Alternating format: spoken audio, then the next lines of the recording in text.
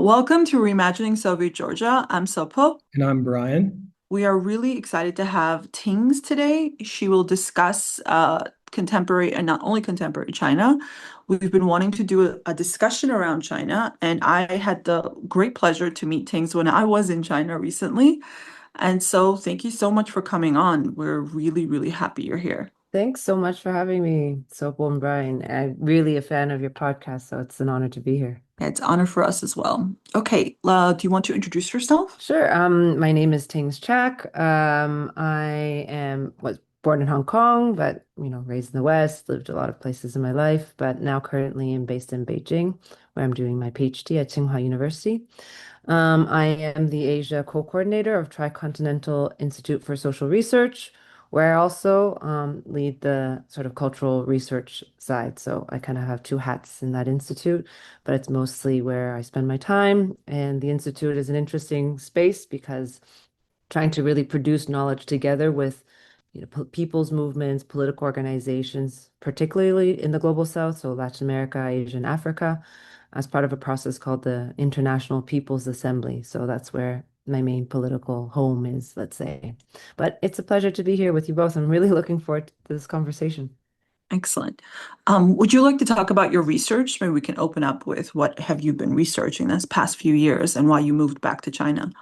So I think my main research is in a couple of areas. One of it, especially in the cultural historical side, is looking at different national liberation struggles in Africa, Asia, and Latin America, and trying to draw from them the experiences and theories, not only practices, of how culture was a key component of those liberation struggles. So from China during the 1940s period, in the Yan'an period to Cuba, the Cuban Revolution, to looking at other experiences like in Indonesia when at the height of the communist movement, to South Africa where I lived for some years working with organizations there. So that's a big part of the research that I've been working on to kind of recover that we call national liberation Marxism tradition. Um, and then, of course, being in China, there's sort of an endless amounts of research that needs to be done to kind of cut through the disinformation, misinformation machine, let's call it. So I've been really spending a lot of time not only looking at modern China, where I'm studying my in my PhD, specifically looking at the Mao period and the relationships between early PRC and Latin America. But also looking at the contemporary processes. I think there's a lot of very interesting things to learn, especially, let's say, in this period under Xi Jinping's presidency. We can get into it more, but this sort of we can call it a kind of leftward push, trying to reconcile or address many of the contradictions that came up during the opening and reform period. How do we understand the course of socialism and Chinese characteristics in this particular conjuncture? And a variety of things. It's just a really fast-moving society in a very fast-moving conjuncture. So there's no shortage of things to research. Yeah, and sounds like it could be endlessly fascinating. You're very lucky to be researching it. Okay, let's sort of set the stage for what's been happening in China the past let's say the 30 years, 30, 40 years since sort of more like some liberal reforms, and what is the difference between, say, the 90s period and currently. I'm personally interested because I know there's like a sort of a reemergence of Marxism in China within attending like the huge conference I attended with you. And that's actually an interesting and fascinating thing that I have recently learned about myself.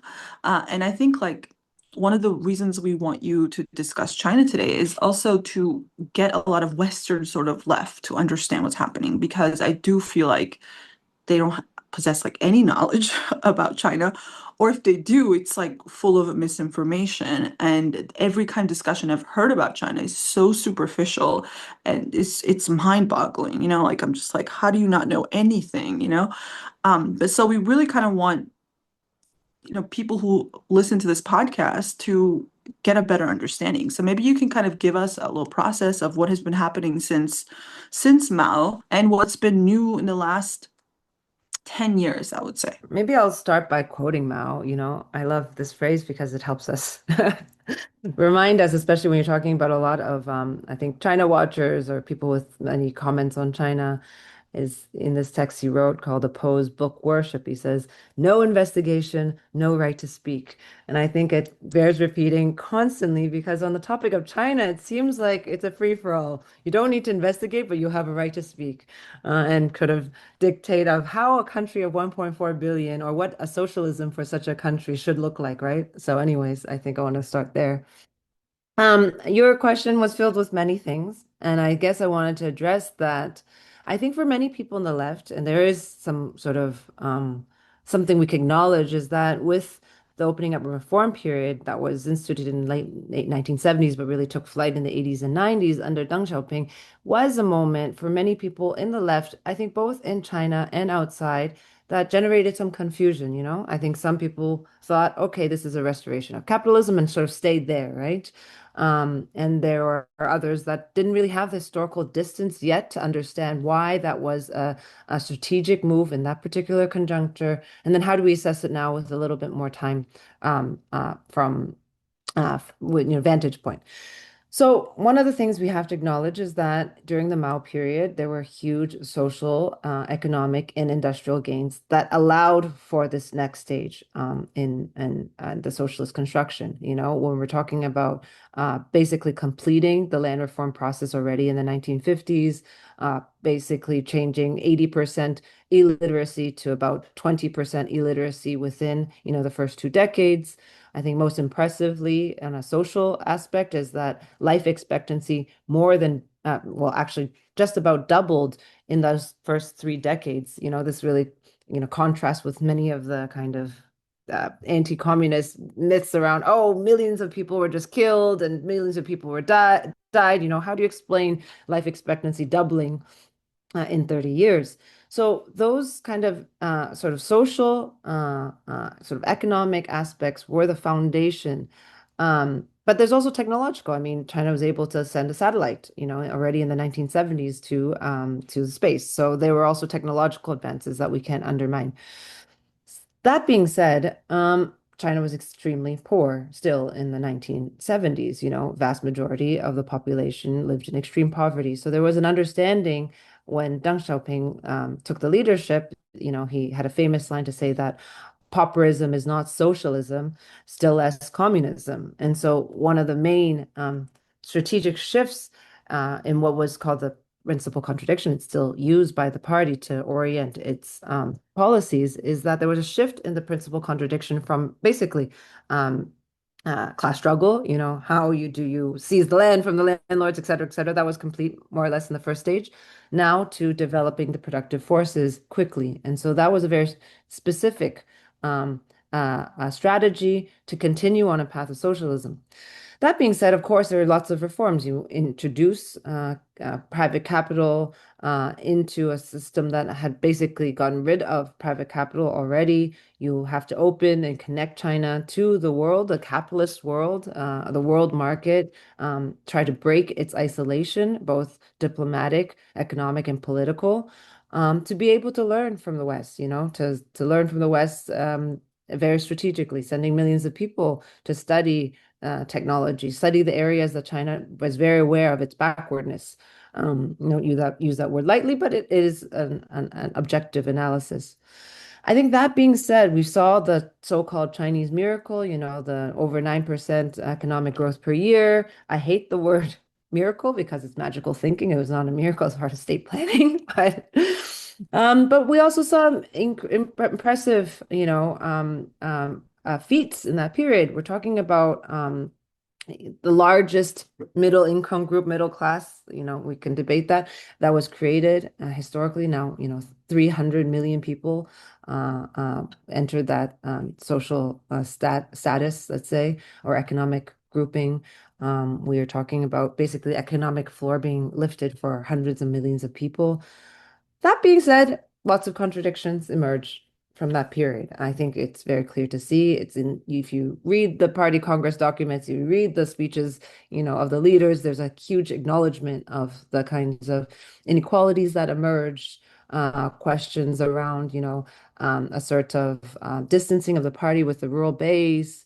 And within that, there's also the question of, ideological opening up. It wasn't just an economic opening up. If you look at that specific generation of people, that went to study in the West, that really idealized the West, there's that kind of constant sort of ideological struggle still within the country.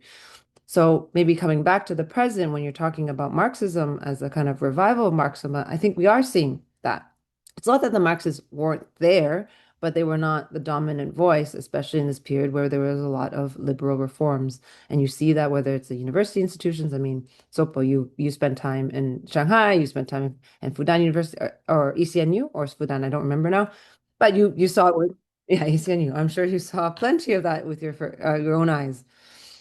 So what we've been seeing in the recent period is um, there is a kind of revival of Marxism from two different levels. I think on a state-led level, there has been a huge investment, for example, an expansion of Marxism departments.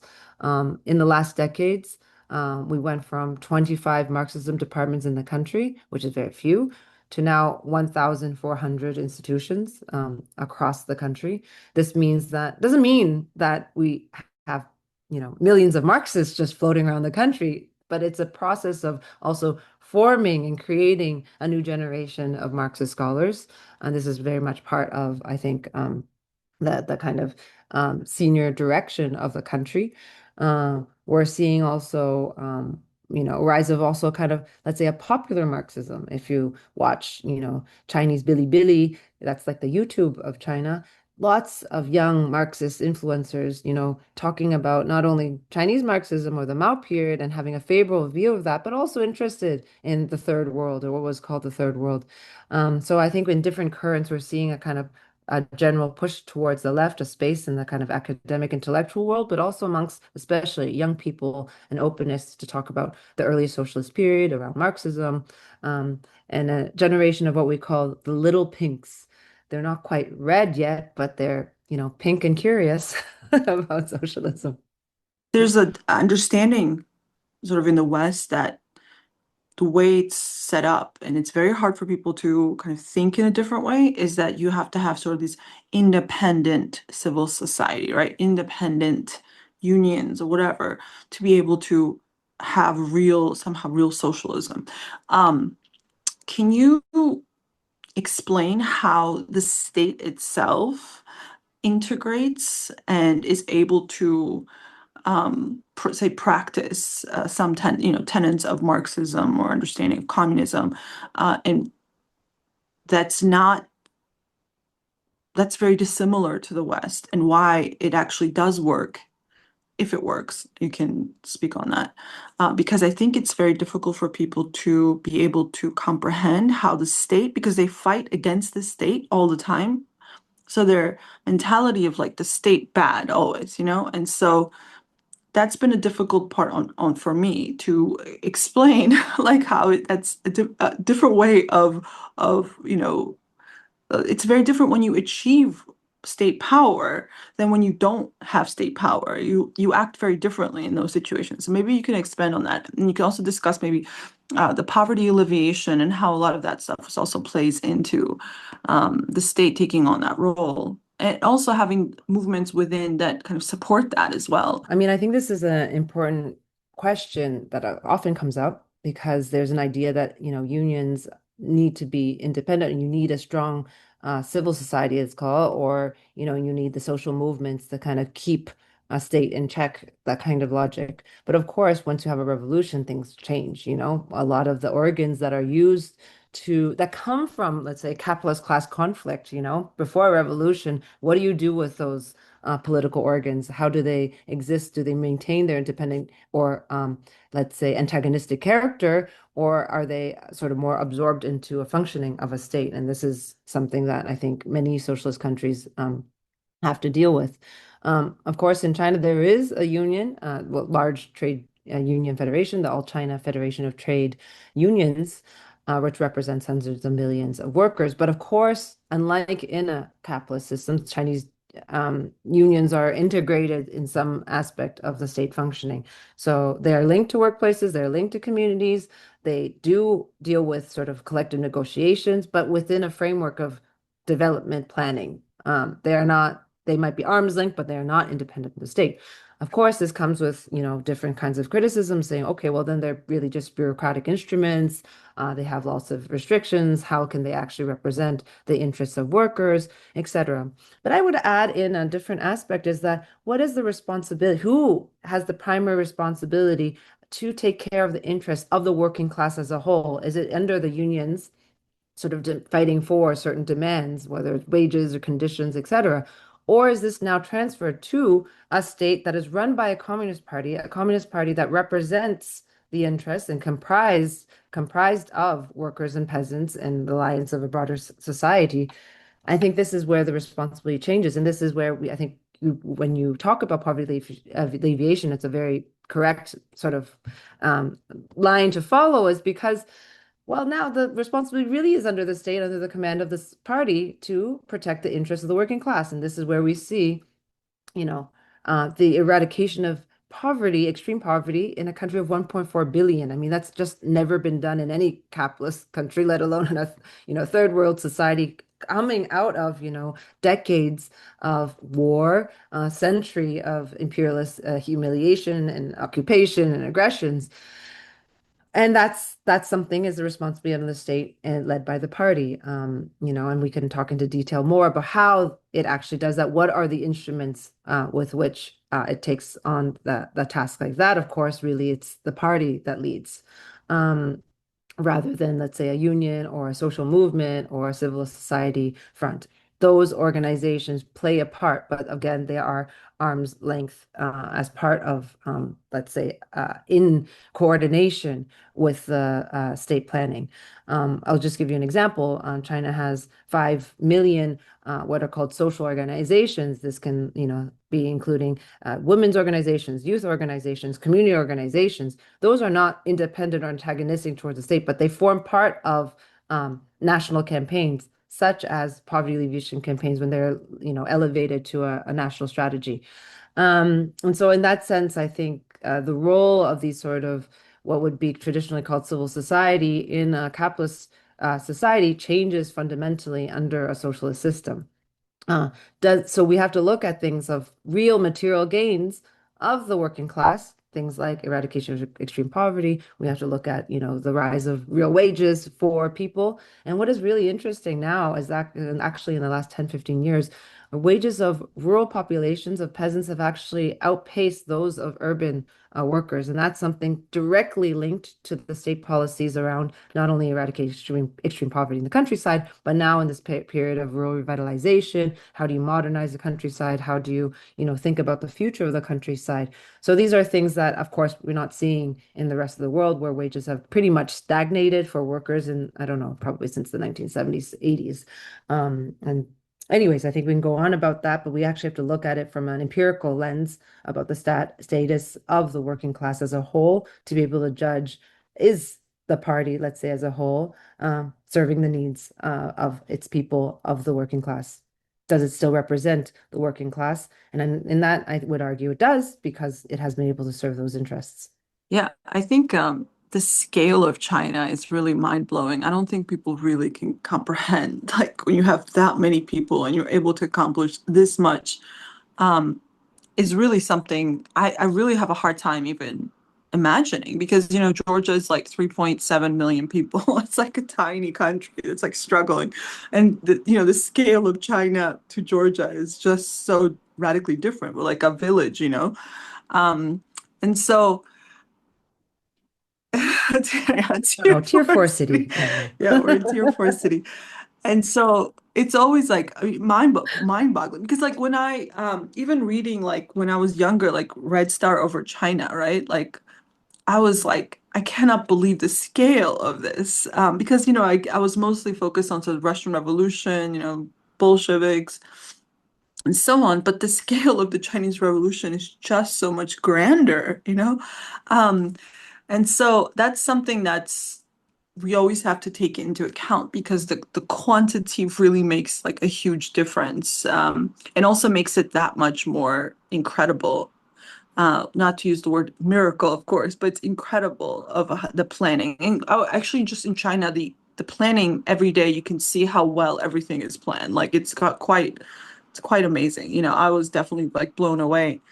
Um, what about like one thing that's interesting is like, in the West, it's like it's constant like AI, anti-technology everywhere, right? It's the left has taken this cause as well, and it's written this complete and utter fear of AI and more advanced technology. While in China, it's like people are like, oh, AI is going to make our life better. It's like a very different approach to technology, technological advances. Um, Maybe you can discuss like and I have this question here that how did the targeted poverty alleviation differ from early anti-poverty approaches, and what roles did household level identification, cadre deployment, big data, and cross-provincial verification play in its implementation and evaluation? Maybe that can give us a glimpse of why, like, uh, partly, with also other parts that I just discussed, but like why technology actually plays a very important part into building socialism. I mean, I think since you've had experience living in China, you can see that it's such a different view. Everyday Chinese people have a pretty positive view around technology, and doubt isn't this doom and gloom like, you know, fear society. But also, I think it comes back to trust in a government to be able to basically control. These are means of production, and there's been huge debates, for example, of, data as a public good, data as a factor of production, and then it becomes incorporated into a kind of a state planning policy. It's not private corporations that get to, basically own our lives through the ownership of our data. So I think there's different aspects in, and also the expectation of where the state intervenes, even in the sectors that are untouchable when you're thinking about big tech in Western capitalist societies. It's actually big tech that runs states than anything else. But that I think is another topic that is very interesting. It's something we're really interested in Tricontinental because it enters the discussion of digital sovereignty. We now know there is no such thing as a national sovereignty without digital sovereignty. And this includes not only the kind of productive chains, but also these questions of ownership of data, control of data, management, and protection of, people's interests within sort of the world of big tech. That being said, uh, the poverty alleviation, I think maybe to give a scale.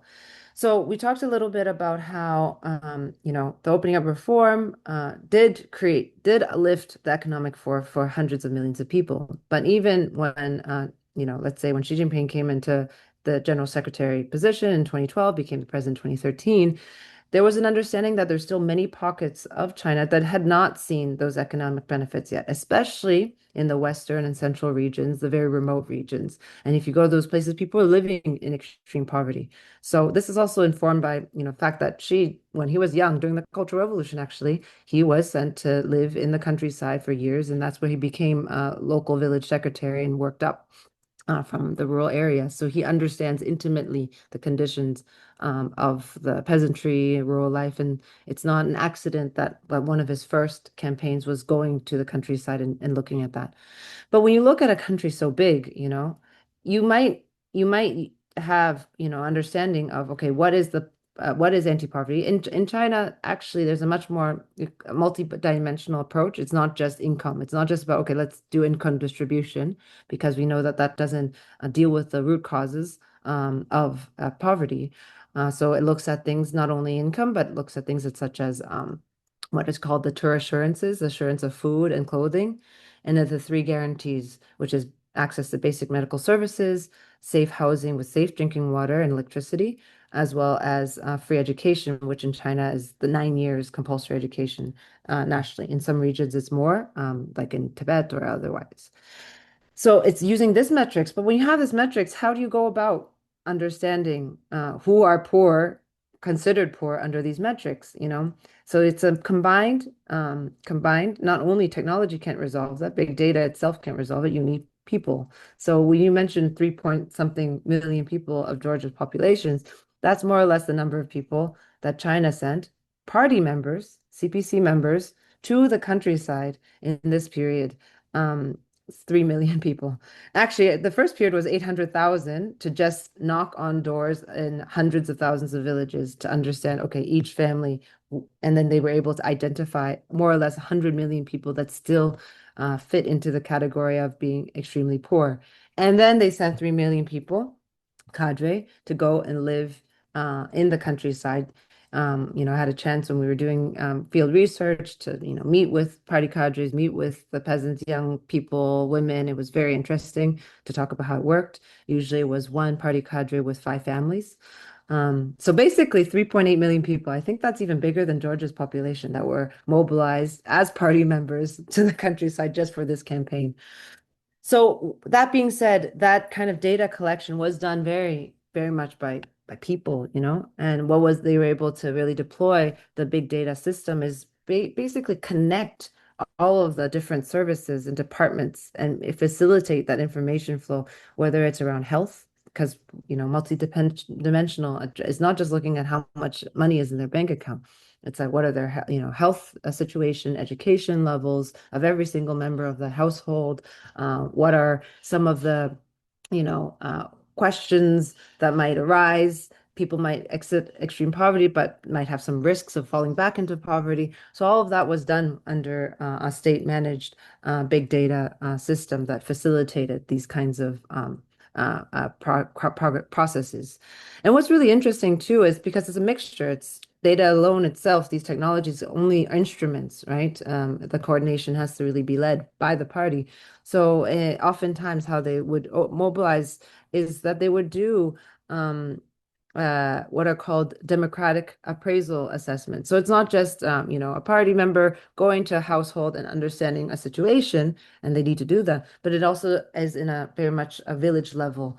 So they would have these sort of democratic appraisal system meetings where the whole village comes together and meets. And sometimes it's contentious, it's people like, oh wait, but so and so didn't actually declare that he has, two cows, not one, or that or that this person actually receives some sort of, remittances from his son who's working in the nearby city. So there's also this kind of more democratic grassroots level of understanding what the conditions of people's, not just outing people, but a sense that it's not just here we have a checklist, you fill the checklist, but also what are the conditions in a more collectivized standpoint. So I thought that was interesting as well, this mixture of sort of the on the ground grassroots organizing work. That's really what it is, plus the use of this national level technological and big data systems.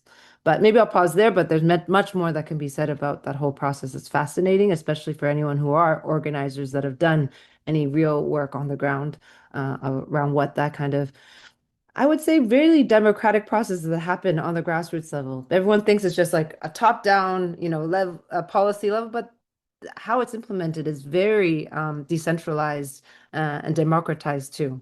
And maybe this is a good opportunity for you to just expand on that last point a little bit about what kind of forms of democracy exist within this Chinese system, what kind of popular forms of participation exist. Because I think that if we're thinking about people who don't have a deep understanding of China and its development over the past 20, 30, 40, or even 10 years, people just assume things about it's being autocratic or stagnant, or there's no kind of popular mobilization or participation in this development in the country. So if you could just expand on that point a little bit, where does it exist? How does it exist? And where do you locate these forms of democratic participation? Many things can be said about that. We're actually entering this period, what is called the two sessions period. It's a sort of annual political moment where you have the two sessions is the sessions of the National People's Congress meeting, and then you have the Chinese People's Political Consultative Conference. It's a very, very long one. But anyways, just to say that you have a kind of the People's Congresses and then a consultative body that's created. And that's at the national level. But what represents the national level goes all the way to the village level because of China has a five-level political system. And I think starting there helps us understand how these structures reach the grassroots and how the grassroots, kind of reflect back into the top levels.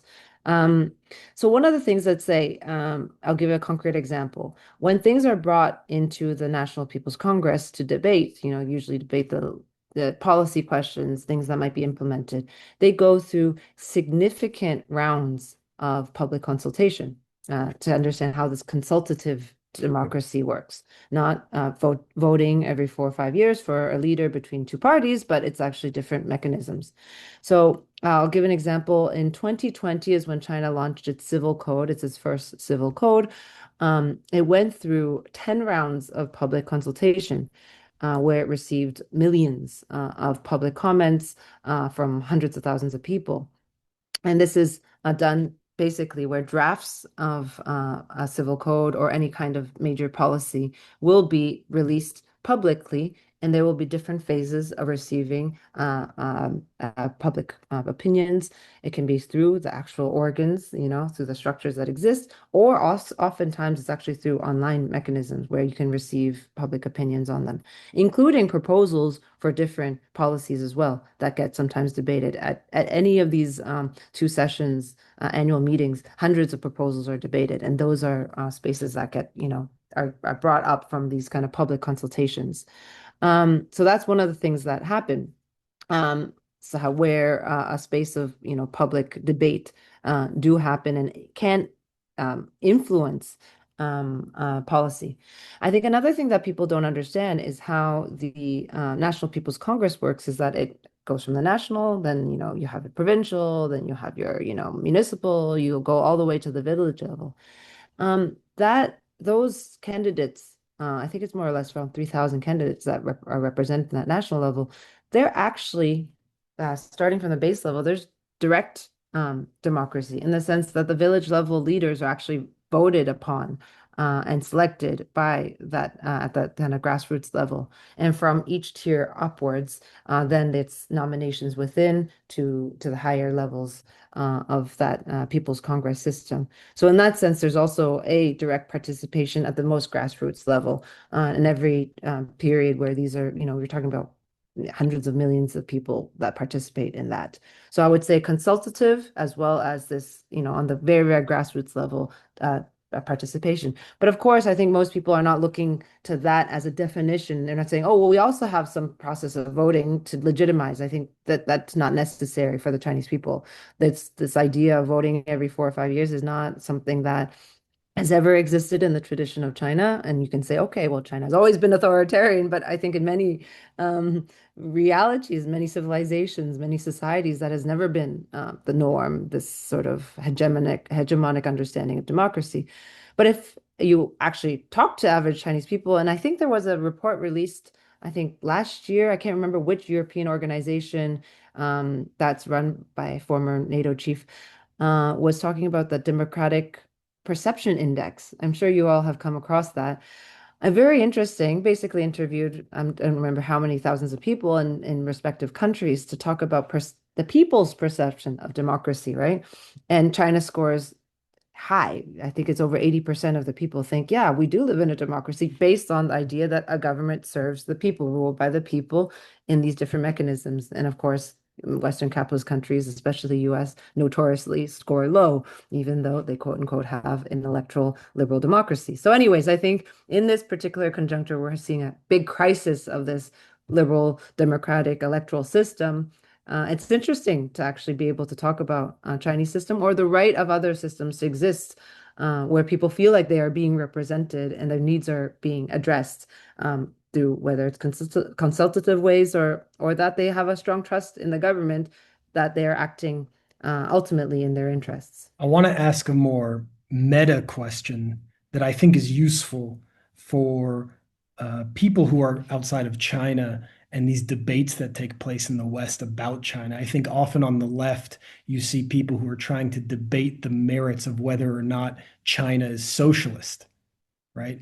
There's obviously Marxism that influenced and led the revolution in 49, the Mao period. And then some people try to argue that when Deng Xiaoping came into power and there was this period of liberalization, it turned China into a capitalist country.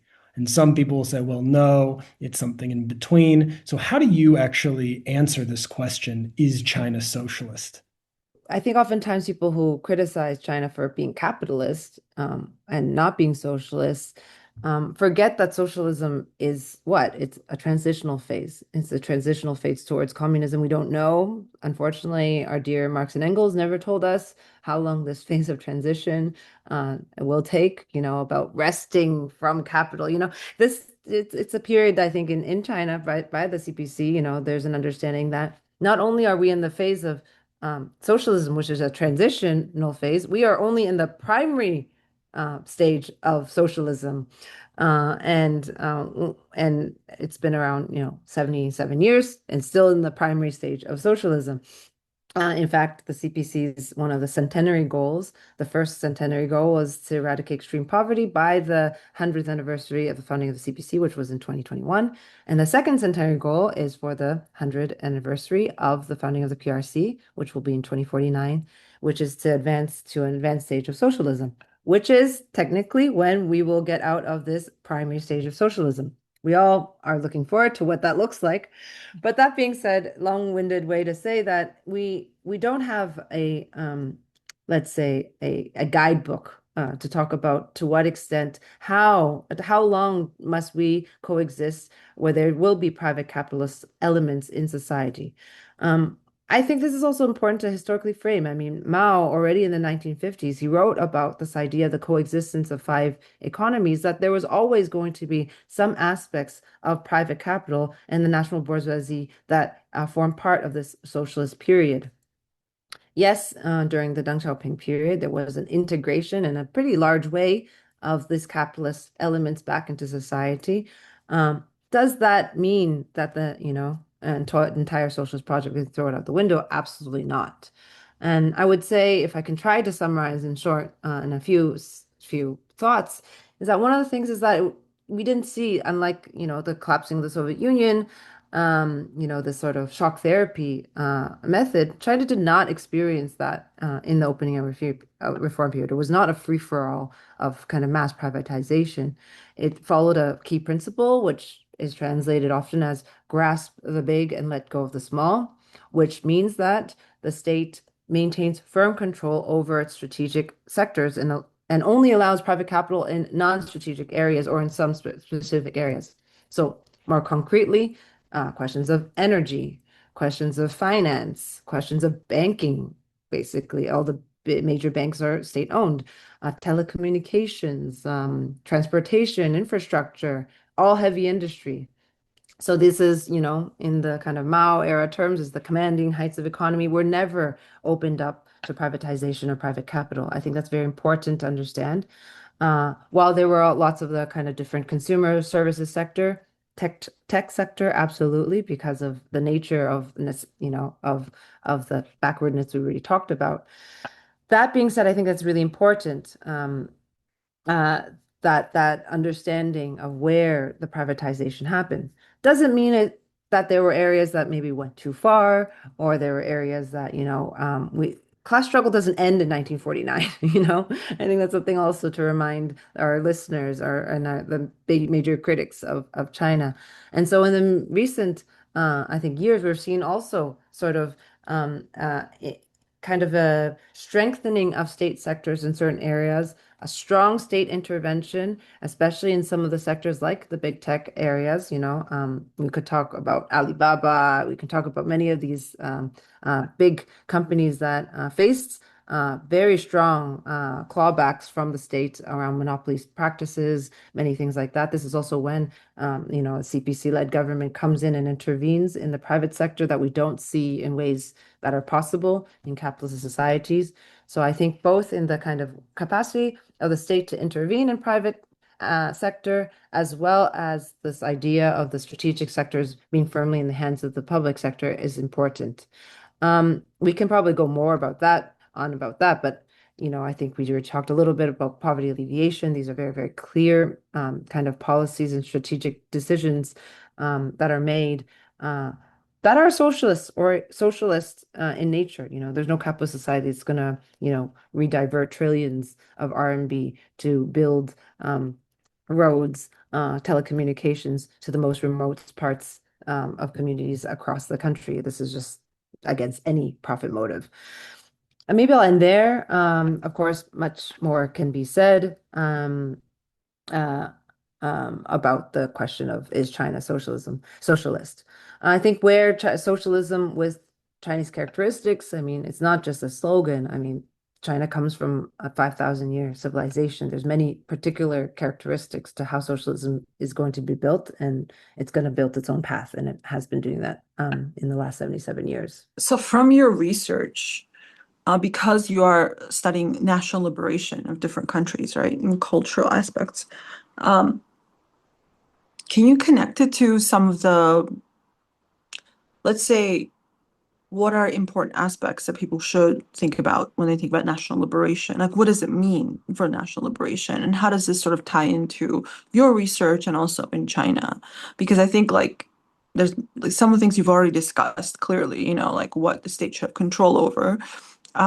But like this sort of chain of dependency and all these things, maybe you can discuss that and connect it to also your research. I think this question of national liberation is at the fore somehow in our current conjuncture, not just for China, but I think there's a recognition, even though we're not in the height of national liberation struggles, we're not of that kind of third world period, even Bandung period to the Tricontinental period, but there is an understanding that what we're calling the global South today, um, our countries that fought for national liberation have not been able to actually be liberated in terms of national sovereignty. There was a lot of perhaps flag independence, some levels of political sovereignty, but without changing the economic structures, without changing not only domestically, but internationally. Without these other aspects, now we talked about digital sovereignty, there is no such thing as national sovereignty. And of course, we see this even most clearly with the unfinished national liberation struggles, such as for Palestine. And so we still are seeing that unfinished aspect. And I think many of the emergence of the global South and attempts to create different spaces, sometimes framed as multipolarity or multilateralism, is still this desire to correct this historical injustice that is hundreds of years of colonialism and imperialist aggressions. So China understands that emerges out of this history. I think it's actually very interesting now in the last, I think since 2023, China officially identifies itself as a global South country and saying that, okay, despite, this China's economic and technological and other advances, China is of the global South and will always remain of the global South, is a recognition of this history of liberation, this connection with Latin America, Africa, and Asia that has, 100 years of history. Um, that being said, I think there are some things we can learn. In the early Mao period, already there was a a strong understanding that to protect the revolution, to protect the PRC, you need self-reliance. You need to develop your productive forces significantly in different areas. And of course, I think for your listeners, we know that this initial period, 1950s, was kind of the height of Chinese and Soviet relations.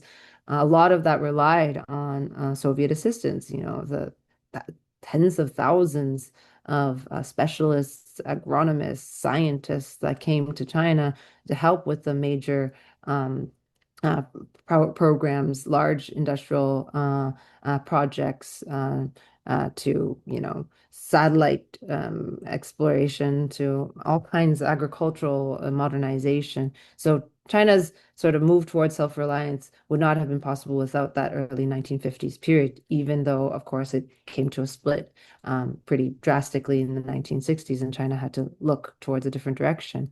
But I think that still applies as a principle of how do you gain that self-reliance.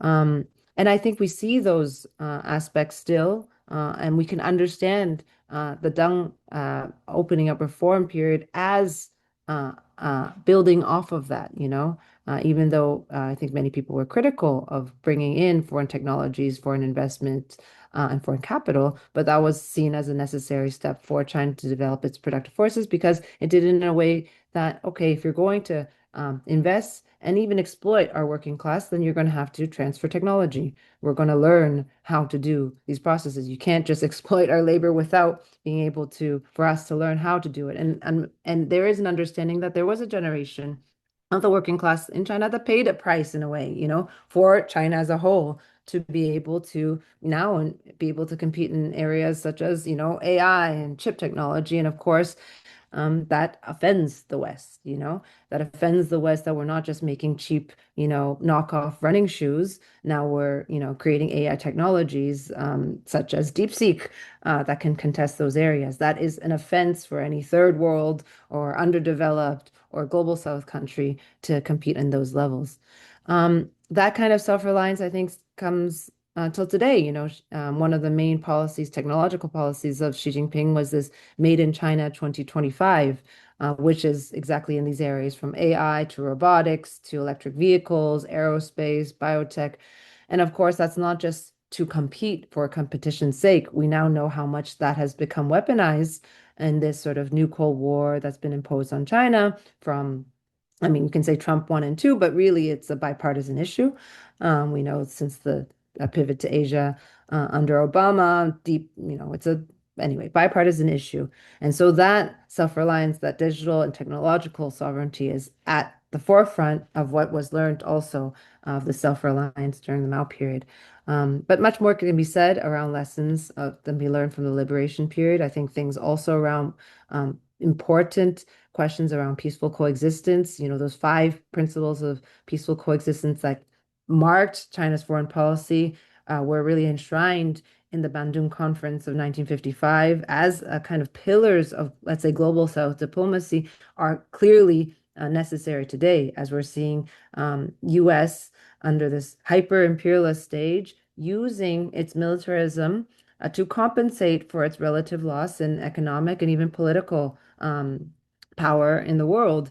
And this call for sort of peaceful coexistence, this right to, national sovereignty, which means peaceful sovereign development, is key. I mean, we're seeing the extreme violations by the U.S. We just saw 1 month ago today, Trump sending troops to the U.S. to the Venezuela, to a sovereign country, and kidnapping its president and first lady. It's an offense to national sovereignty that is, we haven't seen it in a long time. So these pillars that were fought for and won out of national liberation struggles for peaceful coexistence are right for our countries to develop without, threats of war, threats of interventions, threats of economic sanctions, is still something that all of our countries in the global South are fighting for. There's like a bit of sadness about this expectation that like because like say Palestine is so alone, that China would do something much more to intervene, even with Venezuela.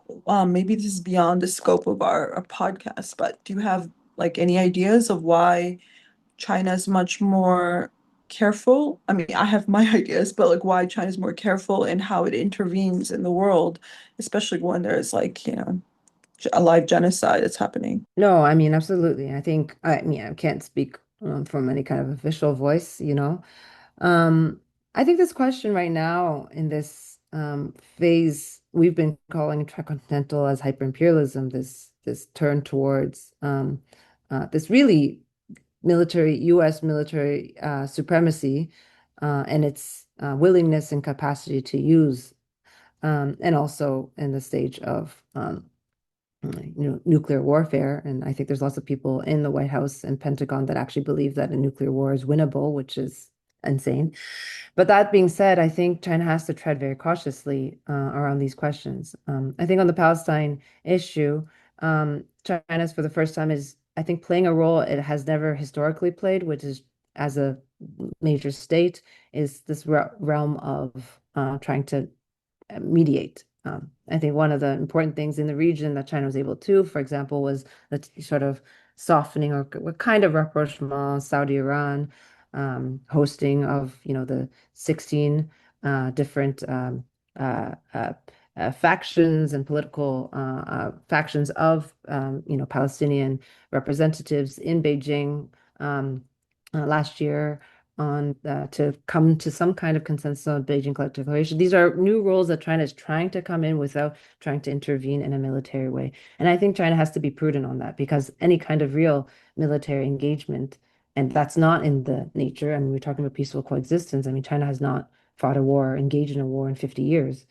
And those principles of non-interference, those principles of peaceful coexistence are the foundation of um, China's foreign policy that was learned out of, an experience with war that just last year, it was the 80th anniversary of the victory against the World Anti-Fascist War, where there were 27 million Soviet lives lost, and lesser known are the 24 million Chinese people that died fighting against Japanese fascism. So this idea of not engaging in war and defending peace is something that's very much at the crux of Chinese foreign policy. So there's not going to be I don't see any kind of coming up a situation where China's going to send troops even to defend its allies in any moment. I mean, some of us might feel, why not, but I think it's that kind of intervention very easily can take us to the brink of a third world war that will be not prudent for humanity, let alone for the parties directly involved. But I think this is linked to, yes, China's historical position on its foreign policy, as well as its particular role that it plays today to try to even just maintain some semblance of stability in a world where, the US is trying to cause chaos economically, politically, militarily.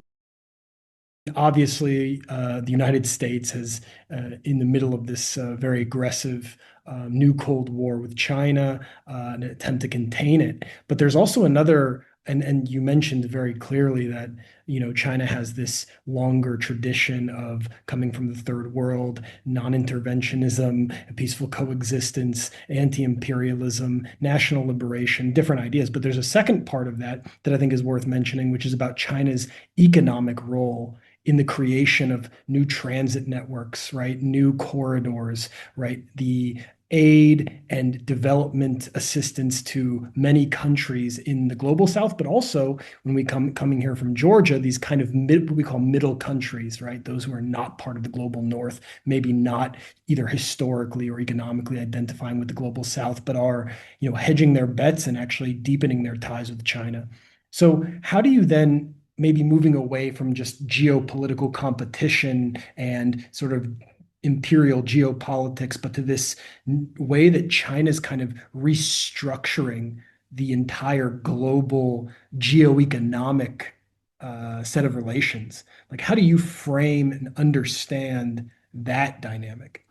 I mean, I think it's an important one because the fact is, yes, the U.S. is feeling its a space in the world minimized because of China's ascent, first and foremost on the economic front. If you look at, probably everyone has seen those maps comparing 20 years ago to today. Um, you know, U.S. was the major trading partner of most countries in the world 20 years ago, and today that's been China. So that's on an economic sense clearly, and that is paralleled with the U.S.'s deindustrialization. And it's not going to be easy to make America great again and just reshore those jobs. And we're already seeing that. JD Vance was one of the people who were talking about need to reindustrialize the US, right? And he gave this example around US shipbuilding.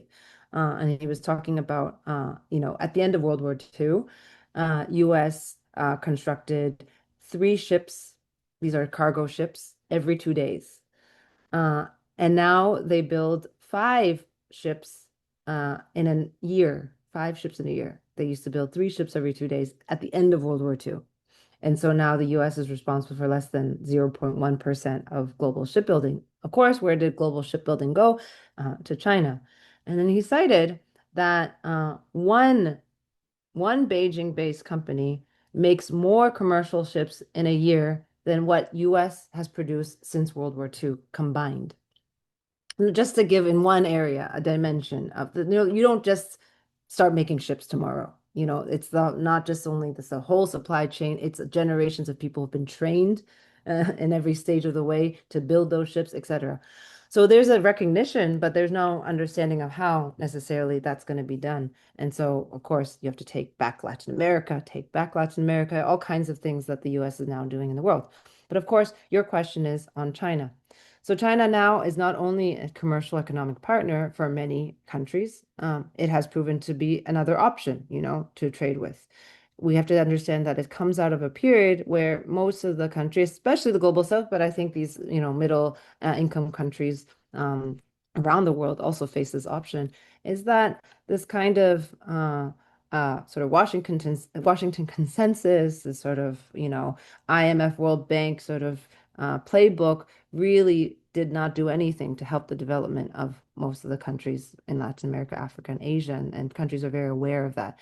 Created a huge kinds of debt crises, restructuring, structural adjustment policies. The costs were very high. So China emerges, especially when it comes with things such as the Belt and Road Initiative. That's a bit more than 10 years now.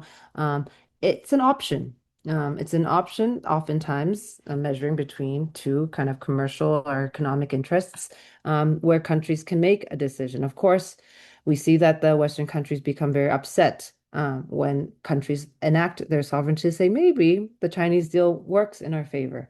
We're not saying this is China exporting revolution, not at all. There's also Chinese interests in these kinds of deals, but countries as sovereign actors can choose, and that China emerges as that.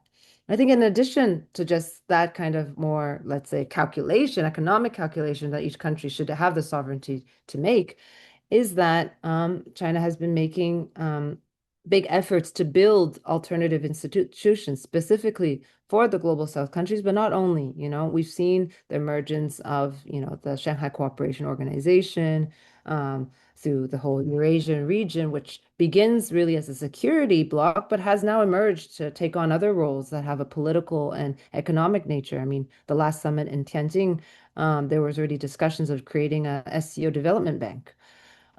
We, of course, have seen BRICS not only emerge, but expand to now include, most of the world's population and the economy. They not only represent the economy in terms of just dollar value, but we're looking at, the control of most of the energy resources amongst the BRICS grouping. Around the major commodities, whether it's around grains and et cetera. It's a huge economic possibility. I would like to emphasize to not call it a bloc because we know BRICS, just as with the whole global south, is a very diverse grouping. There isn't the kind of ideological, political, economic, and military unity that we see amongst what we call the global north, which is, the native bloc plus G7, et cetera. So I think it's really important. But China's emergence is to create more of these spaces, alternatives on largely economic, to create more leverage for countries in a world order that has been really just commanded by this U.S. unipolarity, especially since the 1990s. So in that sense, I think it combines, and it's not the motive force. It is also part of this, what we've been calling a tricontinental, this new mood of the global south that we've been seeing. Many of the global south countries are trying to build their confidence and trying to pursue their interests. They might not be ideological aligned. Let's think about Indonesia. Indonesia is under a very far right wing, Hindutva kind of government, but India also didn't cave in when the West was saying you must stop purchasing Russian oil in the last few years. It's saying, no, well, that's in our interest to do. We're seeing this kind of new mood emerging in different countries. They might not be necessarily progressive or left in nature, but China's emergence creates or accompanies this process of creating more space for countries to have a more of a sovereign say. But of course, we're going to see the kind of blowback, which is already beginning to happen, which is the increasing use of economic and military coercion for countries, any countries asserting some semblance of sovereignty. I realize that hour and 20 minutes is just not long enough to discuss China. Since it's like the last 5 minutes or so, let's talk about the what you are sort of looking forward to, and what are some of the movements within China and the whole tendency, global tendency, and also like how does your work or also Wenhua, like how does it all play in? Well, I think maybe I can end with talking about this project you mentioned now, Wenhua Zongheng, which is what as a collaboration we've been doing at Tricontinental with an important Chinese progressive journal of that name for the last 3 years because we really understood that there was a is a kind of gap, you know. A lot of people are interested in China who want to be serious about understanding Chinese political debates. I guess, surprise, surprise, there are debates in China. 1.4 billion people actually have 1.4 billion opinions about how the course of the country should go. But that being said, we've been doing these translations, a kind of selection of writings from Chinese intellectuals and thinkers into English, Spanish, and Portuguese. And we publish twice a year. It's all free for download online. You can find it on our website at thetricontinental.org. And the idea really is to bridge some of this understanding. And so we've had really interesting issues to talk about, for example, internal processes, how to understand the poverty alleviation program towards socialist modernization. But then there are also perspectives of from Chinese thinkers around the state of the world. Our latest issue we just launched, which is very timely for this discussion, is called Trump 2.0 and the Churning Global Order. And in there, we have some Chinese thinkers trying to understand uh, Trump from a Chinese perspective, but also there's one that's looking at Chinese-Russia cooperation in this particular conjuncture. That might be interesting specifically for your listeners. So it's all there. We have a bunch of issues online, and the idea is to create this intellectual bridge. And so if anyone wants to read and also let us know, and also content that people want, we're always trying to see what's useful and serve the people.